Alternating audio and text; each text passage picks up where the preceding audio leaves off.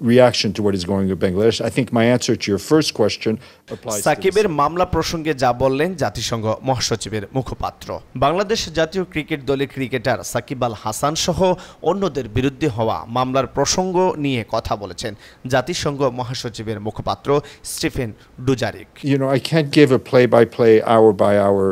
গতকাল সোমবার অনুষ্ঠিত জাতিসংঘ মহাসচিবের কার্যালয়ে নিয়মিত প্রেস ব্রিফিংয়ে বাংলাদেশ জাতীয় দলের ক্রিকেটার তুলে প্রশ্ন করেন এক সাংবাদিক। সেই প্রশ্নের জবাবে জাতিসংঘ মহাসচিবের মুখপাত্র স্টিফেন ডুজারিক বলছেন, এই ব্যাপারে তাদের কোনো সন্দেহ নেই যে বাংলাদেশের অন্তর্বর্তীকালীন সরকার আইনের শাসন ও ন্যায় বিচার নিশ্চিতে যা যা করা যায় তা করবে। ক্রিকেটার সাকিব আল হাসান প্রেস ব্রিফিংয়ের প্রশ্নোত্তর পূর্বের আগে বিশ্বের বিভিন্ন বিষয়ের সঙ্গে বাংলাদেশের বন্যা পরিস্থিতি নিয়ে একটি সংক্ষিপ্ত বিবৃতি পড়ে শোনান জাতিসংঘ মহাসচিবের মুখপাত্র।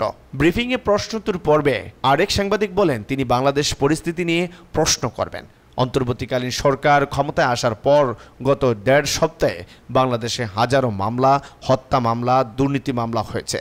তখন জাতিসংঘ মহাসচিবের মুখপাত্র বলেন, দুঃখিত, আমি প্রশ্নটি বুঝতে পারিনি। তখন প্রশ্নকারী সাংবাদিক আবার বলেন, ডক্টর মোহাম্মদ ইউনূসের নেতৃত্বাধীন অন্তর্বর্তী সরকারের পর প্রায় 50 লাখ বাংলাদেশের বিরুদ্ধে হাজারের বেশি মিথ্যা ও দুর্নীতির মামলা করা হয়েছে। এসব মামলার আসামিদের মধ্যে আন্তর্জাতিক সম্পূর্ণ ক্রিকেটার সাকিব আল হাসান আছেন।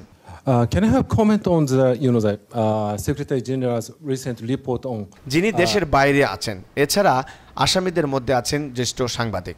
জাতিসংঘ মহাসচিবের মুখপাত্র বলছেন, ঠিক আছে, কিন্তু প্রশ্নটা কি? প্রশ্নকারী বলেন, এই প্রক্রিয়ায় প্রতিদিন হাজার হাজার মানুষকে গ্রেফতার করা হচ্ছে।